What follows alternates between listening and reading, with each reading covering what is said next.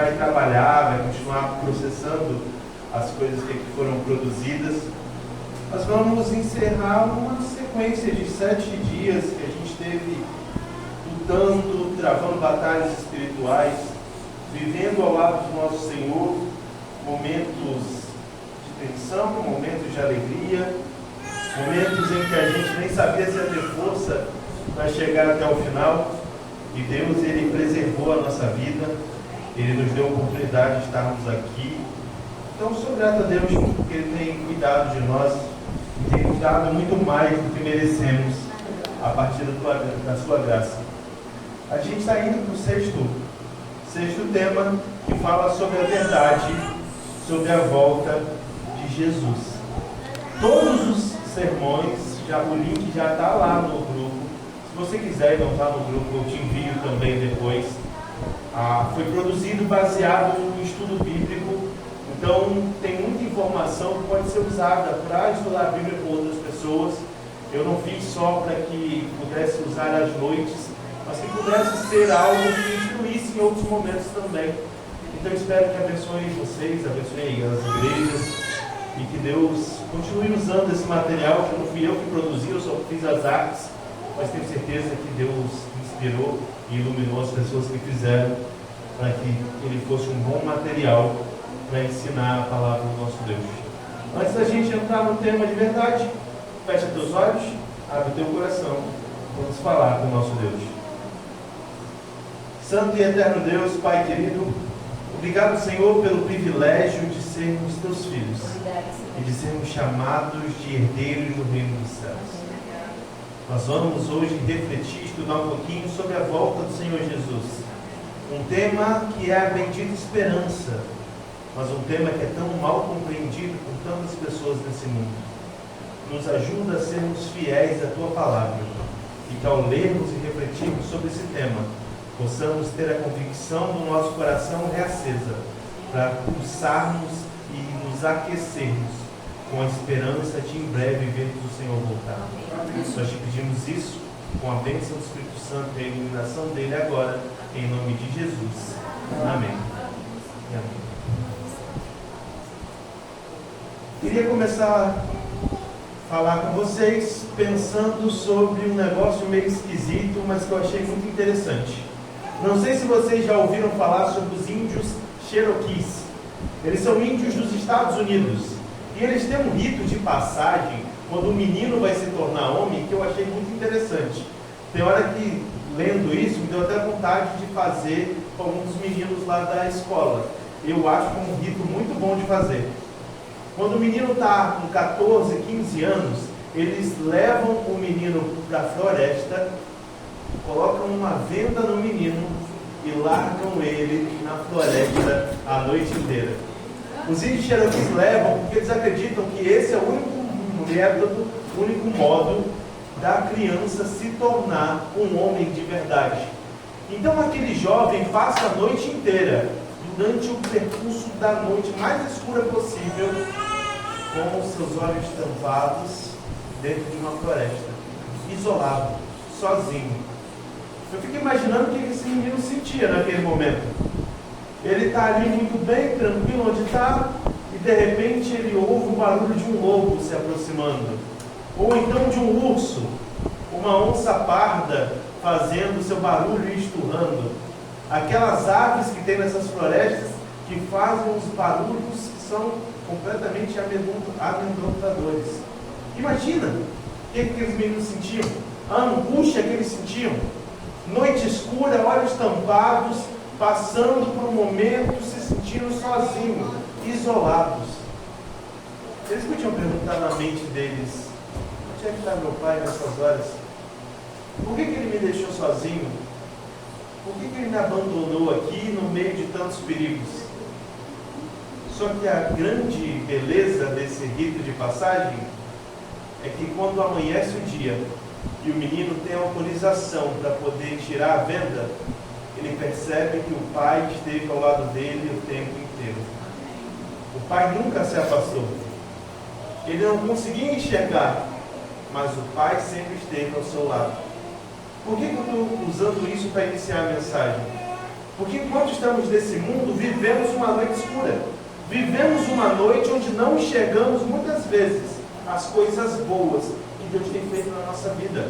Às vezes o medo, a insegurança, a insensibilidade faz com que cada um de nós, ao ouvirmos os barulhos do mal gritando nesse mundo, não consigamos reconhecer a presença do Pai.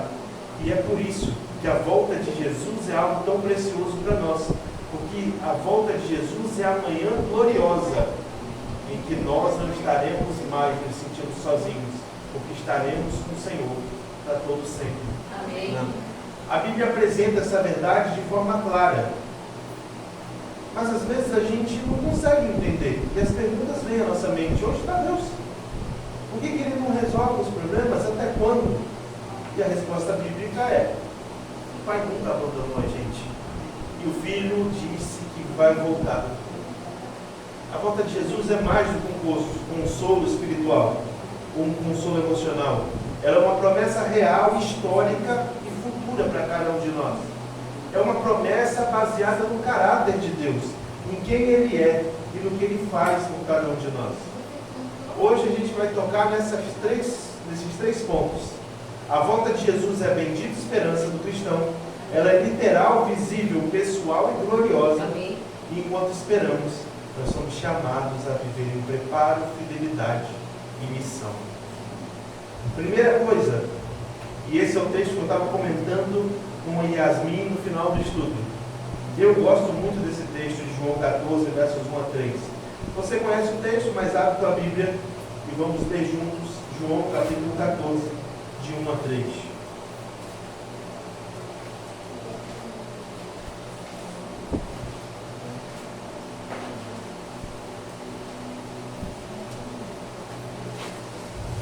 O vosso coração. Credes em Deus, credes também em mim. Na casa do meu Pai há muitas moradas. Se assim não fora, eu vou, não teria dito, pois vou preparar-vos lugar. E quando eu for e vos preparar lugar, voltarei e vos receberei para mim mesmo, para que onde eu estou, estejais vós também. A gente já ouviu esse verso diversas vezes. Tenho certeza que você já deve ter lido esses versos uma dezena de vezes.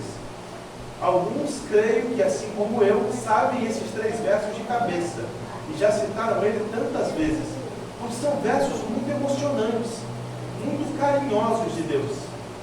Mas você sabe por que esses versos foram escritos? E o que Jesus estava usando de referência para citar isso para os discípulos?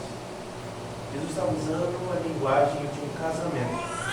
O casamento judaico ocorria da seguinte forma: o noivo vinha até a casa da noiva para fazer o pedido.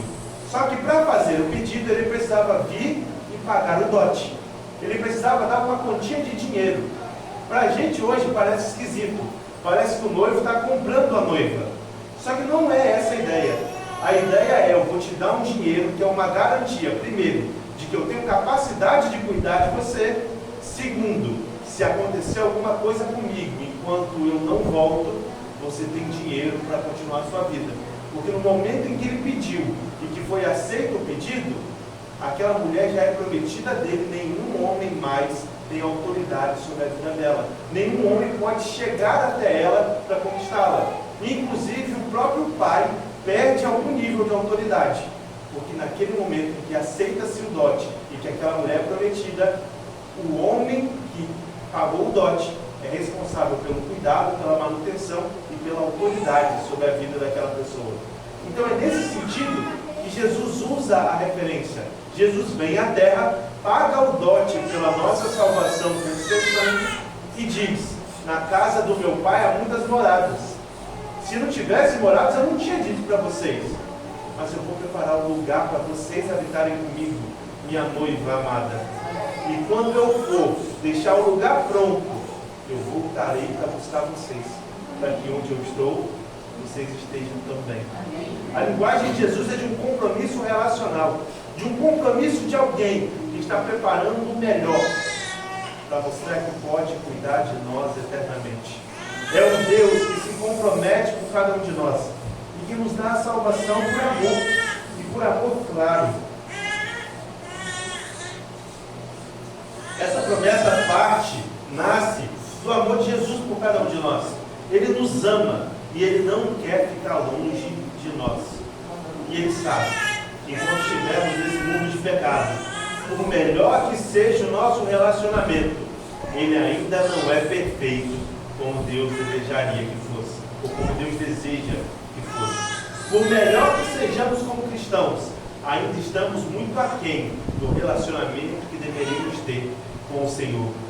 E Ele quer a gente na casa dele eternamente, porque lá a presença do mal não pode habitar. Nasce do desejo de Deus de restaurar a imagem dele em nós, e nasce da fidelidade de Deus à sua palavra.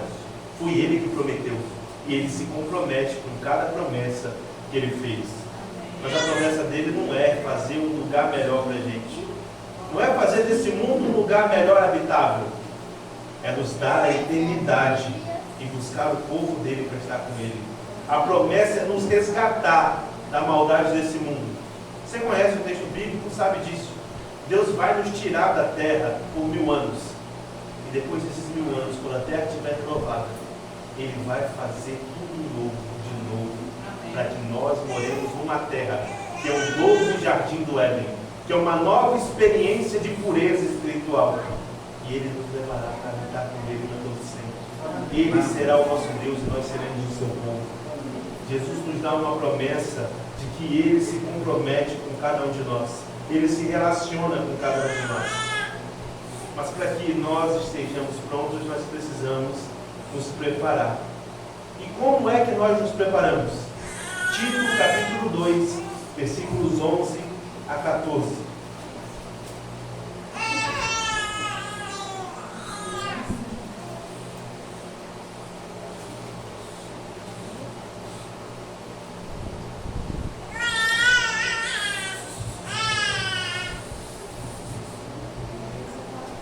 Tito 2, 11 a 14. Amém? Amém. Pode ler lá, Sônia, eu deixo.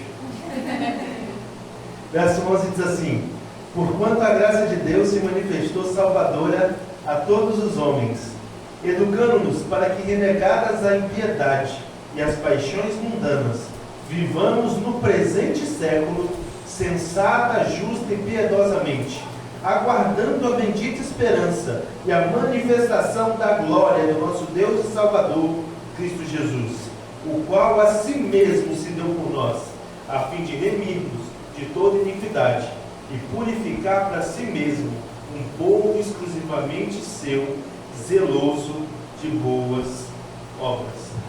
A mesma graça que nos alcança e nos salva, nos prepara, nos educa. Ela nos mostra que nós temos um padrão de vida correto a viver enquanto salvos por Cristo Jesus. Ela nos transforma em pessoas separadas do reino dos céus. E como a gente tem banalizado a expressão santidade. Eu tenho visto tanta gente falar de santidade sem entender o que significa santidade para a Bíblia. Santidade para a Bíblia não significa ser separado de algo.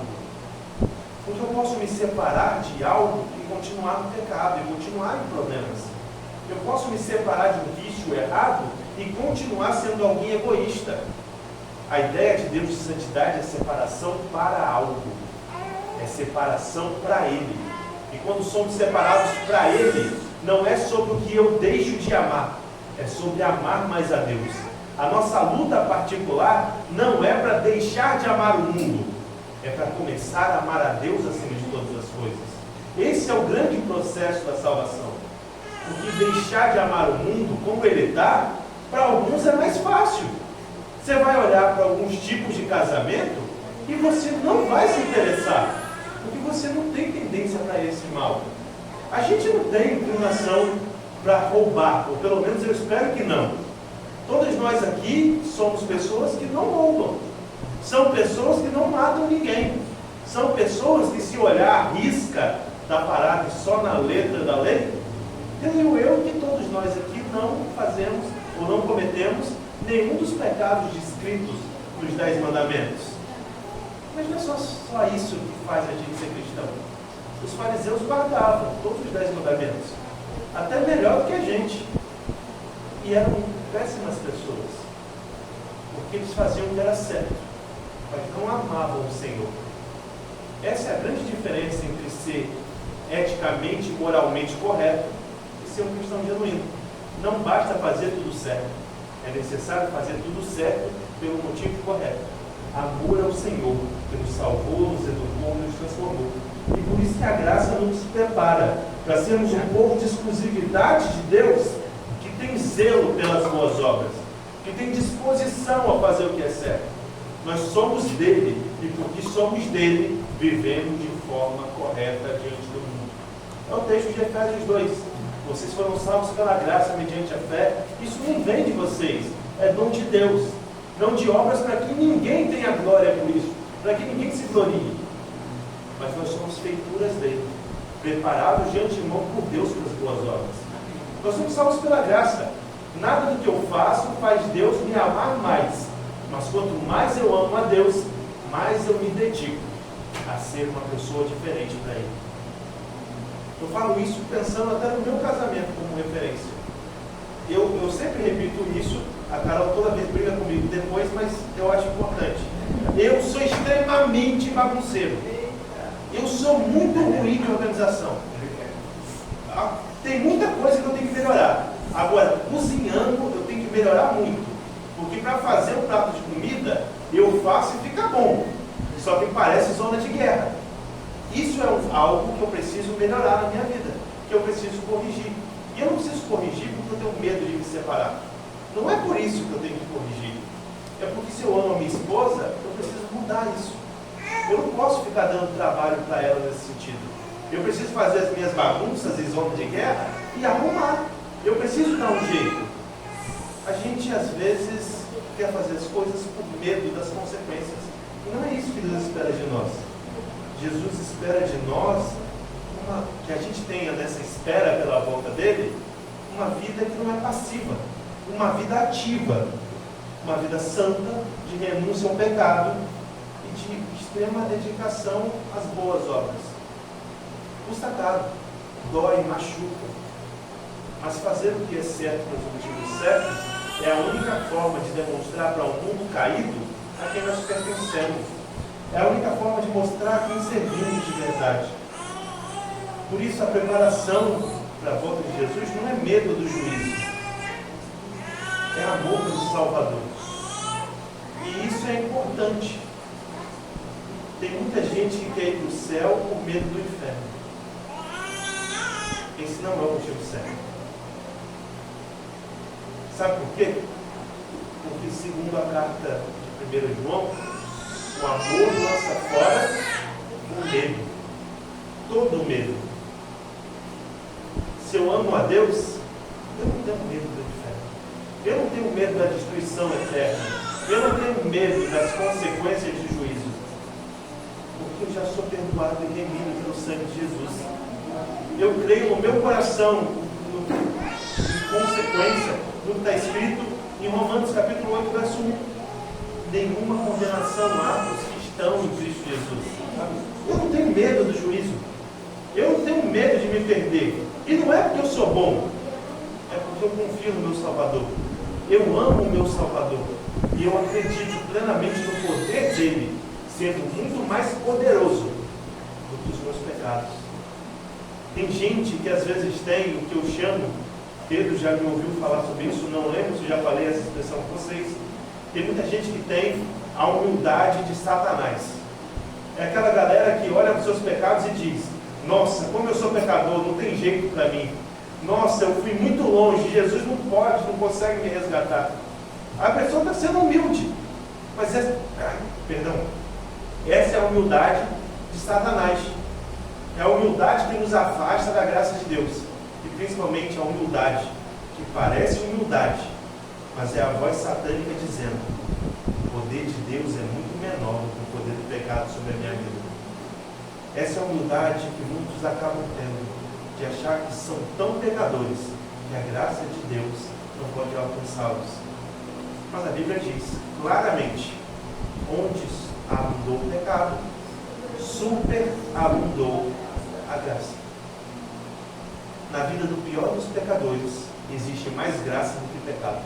existe mais oportunidade do que pecado, porque o nosso Deus é o Deus de toda graça, é o Deus que resgata pecadores e leva cada um de nós ao arrependimento, é o Deus que nos conduz a uma vida santa, justa e boa. A verdade é que Jesus vai voltar, e nós precisamos entender claramente como Ele fará isso. A Bíblia é bem clara e enfática ao afirmar que a volta de Jesus será literal. E Tito 2, verso 13 diz isso, a gente leu aqui, aguardando a bendita esperança e a manifestação da glória do nosso grande Deus e Salvador, Cristo Jesus. Ela é pessoal. Atos 1:11 diz que o mesmo Jesus descerá do céu, assim como os discípulos viram. Ela é visível, porque Apocalipse 1:7 diz que eis que vem com as nuvens e todo olho verá. Ela é audível, porque em 1 Tessalonicenses 4:16 diz: ressoar a trombeta de Deus com voz do arcanjo, ele descerá. E ela é gloriosa como um relâmpago, que quando brota no céu, ilumina todo lugar. Assim é a volta de Jesus. Jesus voltará de forma literal, pessoal, visível, audível, de forma gloriosa. Ele rasgará os céus para trazer com ele o nosso galardão. Porque mais do que recompensa no céu, nós temos o galardão da pessoa de Cristo. É a presença dele que faz o céu ter sentido. Vou repetir o que eu disse a vocês, não lembro em que dia. Se a gente deseja ir para o céu, porque lá tem rua de ouro, isso não é um desejo digno da eternidade. Se a gente deseja ir porque não vai ter mais morte, por mais bonita que seja a ideia, não é o motivo digno. O único motivo de desejarmos ir para o céu é para estarmos mais perto do nosso Salvador. É o desejo pela pessoa dele. Eu falei hoje na escola, no culto, e para mim isso é uma verdade que eu tento todos os dias vivê-la. Obviamente sou pecador miserável, mas eu não posso ler esse livro como se ele fosse um livro de pode e não pode. Esse livro não é sobre o que eu posso ou não posso fazer. Tem lugares que falam sobre o que eu posso ou não posso, mas esse livro é sobre uma pessoa, é sobre o meu Salvador, é sobre a pessoa de Cristo, que vem me resgatar todos os dias desse mundo de pecado, que me alcança com sua graça. E quando eu leio esse livro com a intenção de conhecê-lo mais, e não só pensar no que é ético ou moral fazer, eu conheço alguém que me muda, que me molda de acordo com a vontade dele. Nós precisamos ser corretos. Eu não quero que vocês pensem algo diferente e que eu estou dizendo outra coisa. Precisamos nos esforçar para fazer o que é certo. Mas precisamos antes conhecer a Jesus. Porque fazer o que é certo sem conhecer a Jesus é fazer o certo pelos motivos errados. E Deus deseja um povo preparado e separado para Ele, que o ame acima de todas as coisas. Por isso, enquanto a gente aguarda a vinda de Jesus, nós temos coisas para fazer. Todo aquele que aguarda a volta de Jesus não está parado. Até na primeira parte aqui em cima, que eu escrevi no negocinho amarelo, essa visão tem que estar na nossa mente. A igreja não espera Jesus olhando para o céu apenas. Ela espera Jesus trabalhando na terra. Ela espera Jesus fazendo a missão acontecer. O céu não é para os acomodados. O céu é para os incomodados. Os que se incomodam com a maldade do mundo. Os que se incomodam em ver um irmão que não sabe ler, que não vai ficar quieto perante isso. Vai buscar solução. É para os incomodados que vê as pessoas passando fome e vão trazer cestas para alimentá-los. É para aqueles que entendem que não basta apenas eu ser salvo. Eu preciso levar alguém para o céu. Porque a mensagem de Cristo, ela traz para a gente um compromisso real com a palavra. Traz um compromisso real com o próprio Cristo. A salvação é individual, mas ela não é individualista. A salvação tem a ver comigo, minha relação com Cristo.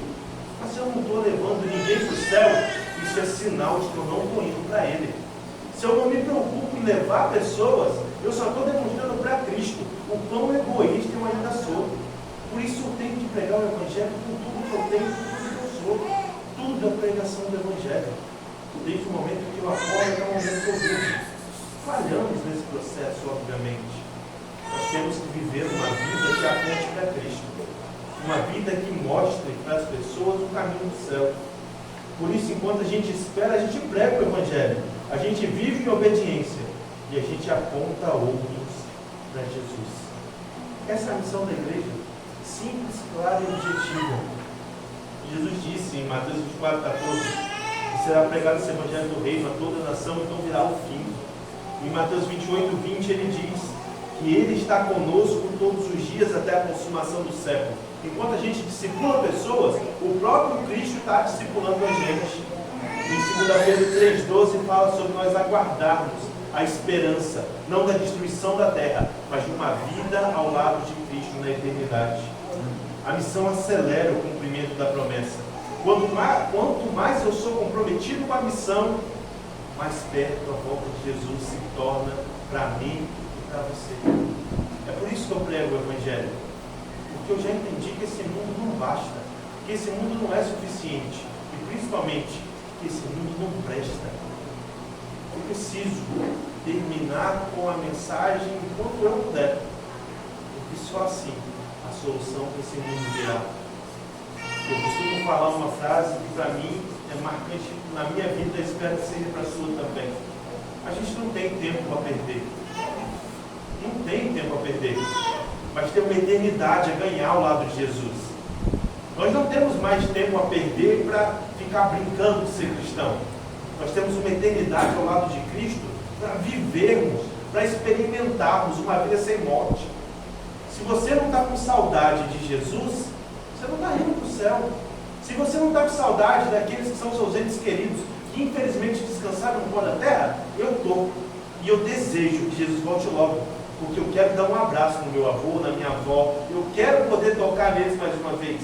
Eu quero que esse mundo seja consertado, porque eu não aguento mais olhar para esse mundo e ver criança e leucemia na mesma frase.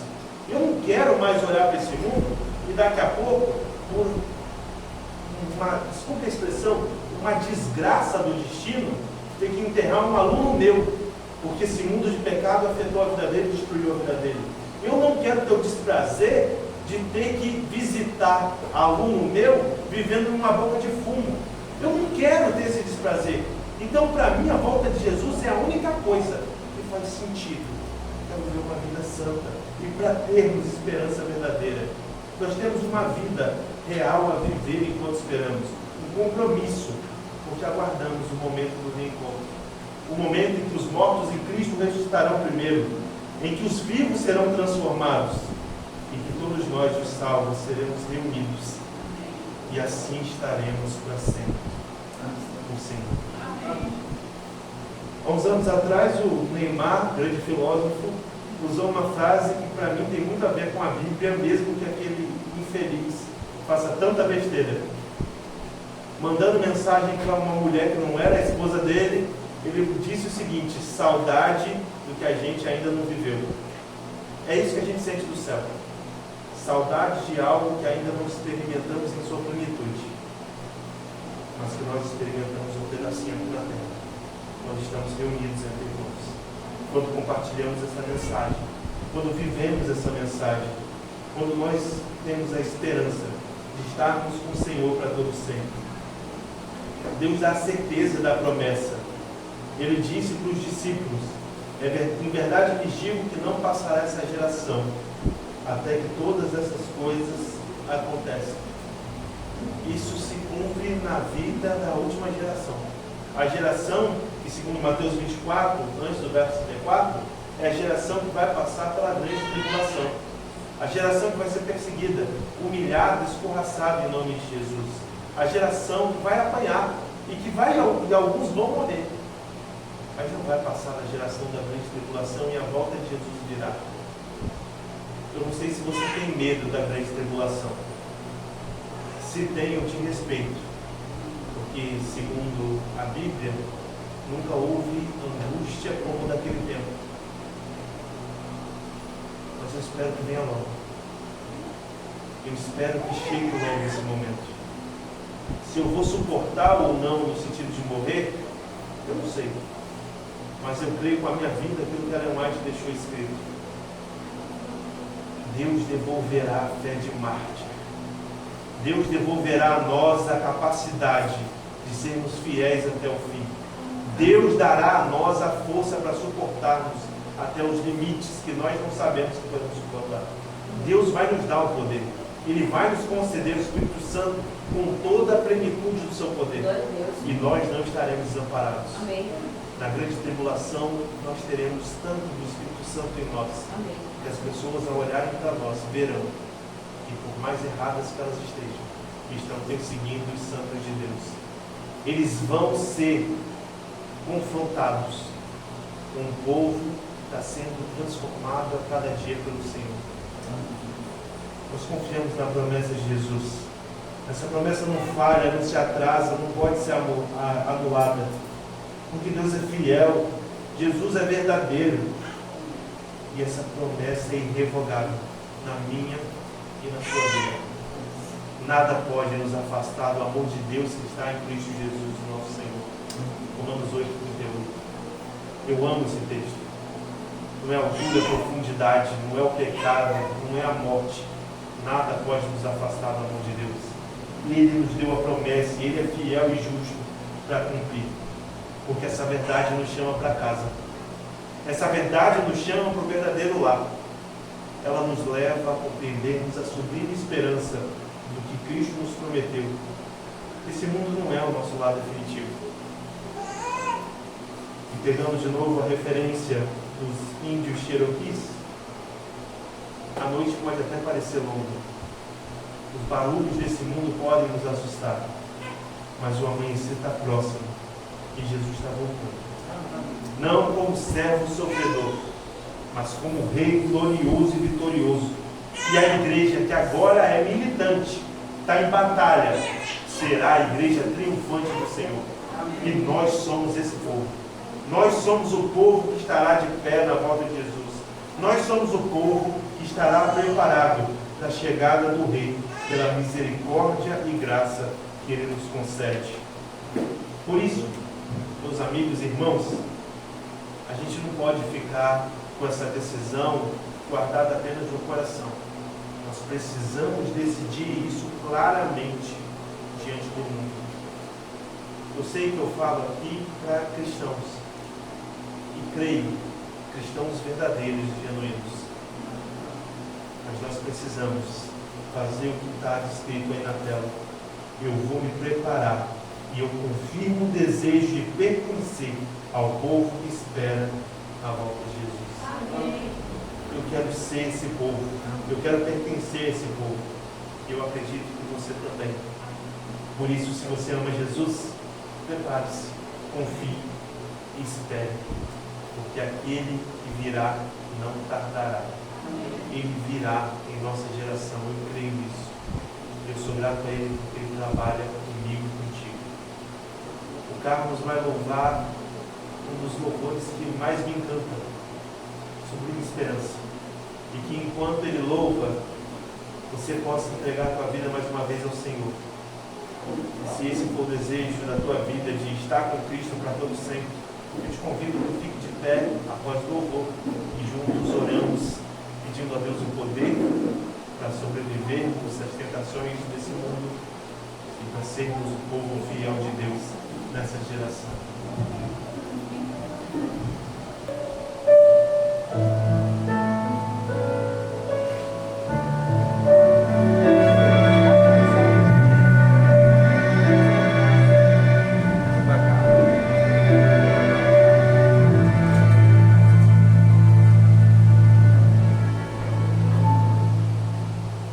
Eu vejo um mundo carente de esperança. Eu vejo a vida perdendo seu valor. Em que a maldade e o terror promove guerras e morte. Não é possível viver sem esperança, sem a certeza do amanhã. Mas sei que à frente dessa guerra existe um rei. já venceu na cruz. Eu sei que em breve verei meu Salvador vindo nas nuvens me encontrar. E a esperança que um dia eu sonhei vai estar sorrindo para mim. Eu creio em Deus, meu Senhor, e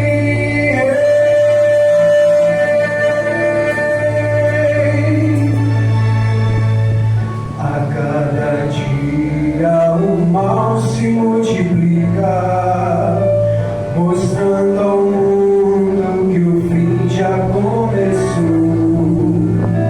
A dor, a fome, a angústia e o sofrer revela a imagem do pecado. Mas o amor de meu Deus é a esperança de um majestoso alvorecer. Me traz a paz e a certeza da manhã. Um novo sol irá nascer. Eu sei que em breve verei meu Salvador vindo nas nuvens me encontrar. E a esperança que um dia eu sonhei vai estar sorrindo para mim. Eu creio em Deus, meu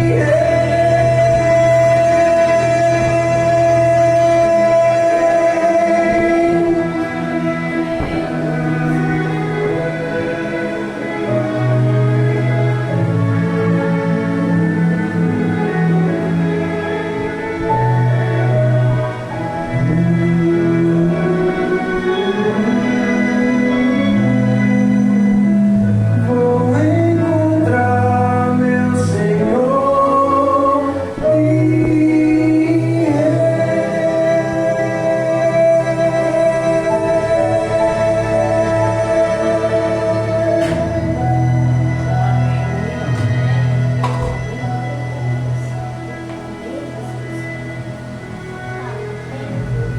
Falta pouco. Daqui a pouco nós estaremos no lar, Amém. vivendo eternamente com o nosso Deus. Glória a Deus. Soberano Deus, Criador de todo o universo, Amém. Pai querido, nós aguardamos a bendita esperança com a nossa vida, Senhor. Desejamos que esse dia chegue logo e ousamos te pedir, vem logo, Senhor Jesus. Amém, Deus. A gente não aguenta mais essa terra, a gente não quer mais nada aqui, queremos apenas a tua volta e desejamos isso com todo o nosso coração.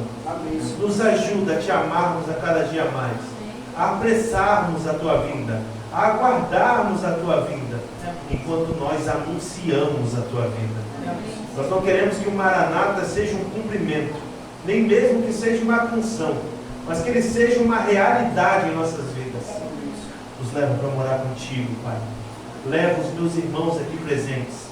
E enquanto não vamos, que nós sejamos um pedacinho do céu nessa terra, levando o teu evangelho a todo mundo em nossa nação, em todo mundo, em qualquer lugar onde pisarmos. Nós pedimos isso em nome de Jesus. Amém.